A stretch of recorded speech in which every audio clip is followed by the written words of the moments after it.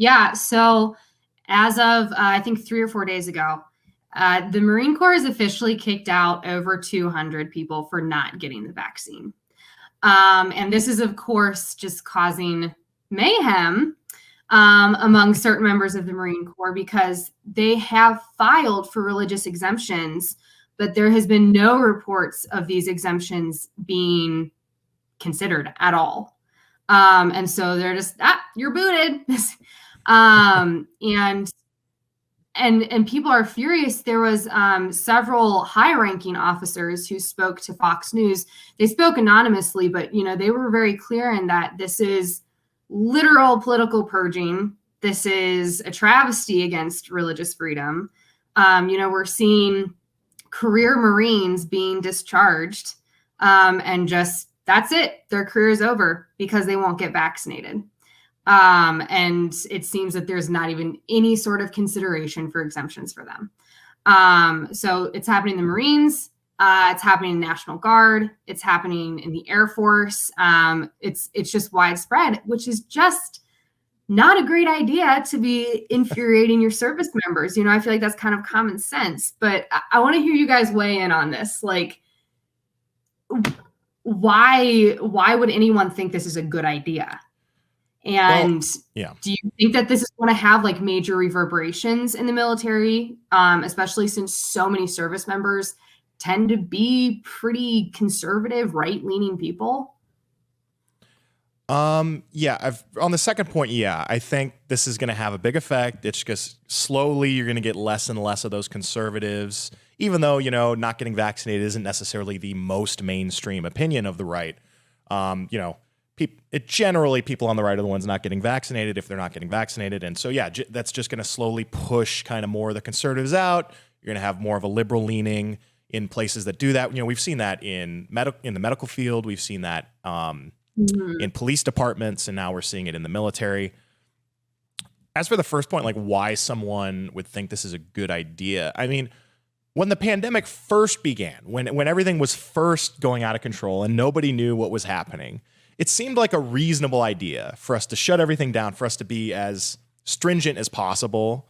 But it wasn't that many months in that many of us began to realize, okay, maybe the best idea would have been to isolate at-risk individuals, isolate the elderly, isolate people with, past conditions that could make them vulnerable, and then let the rest of us do what we want until they're vaccinated, until they're safe. I don't think almost anybody on the mainstream left has switched to that position yet, even though conservatives went there like only a few months after everything began. As soon as we had all the information we needed, we knew we needed to do that. And they're still not doing it.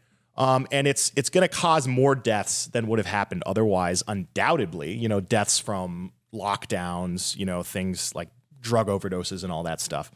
And who are they protecting? The Marine Corps, these are some of the least at-risk people you could possibly find in the entire world. Strong, it's preposterous. Sure, you could argue like, oh, maybe there's some older like generals or, higher ranking officials that are more at risk, but okay, vaccinate them. And then what are we talking about? Right, and they're usually a little distance from the guys that are on the front line or doing ops anyways. Yeah. They're sectioned off. Yeah.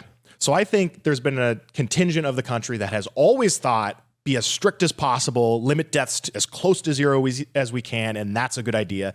And they hate the right so much that they're not willing to listen to reason. They're not willing to listen to other possible solutions, like just isolate those that are most in danger.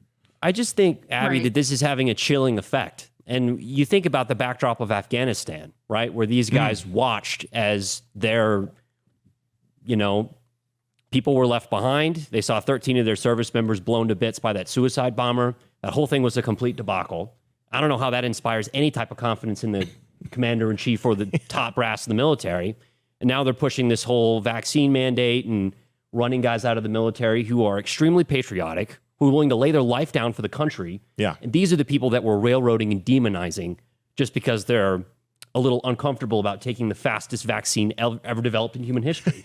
So, I think absolutely it's going to have a long-term impact where people are going to say, there used to be this regard that society had for our troops where we would, salute them at the airport and like offer our seats for them, and just this idea of like respect for what they were putting on the line.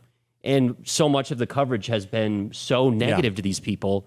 I mean, I can't even imagine how they feel. And now we're gonna have a few years of, men and women that could have been great Marines probably aren't going to even sign up. They're not even going to attempt to become a Marine because they know, oh, well, I'll have to vaccinate, and I don't want to make that decision for myself. Yeah, and Uncle Joe's going to be ordering me around. Those are two things that would make me uneasy if I was thinking about starting. Definitely.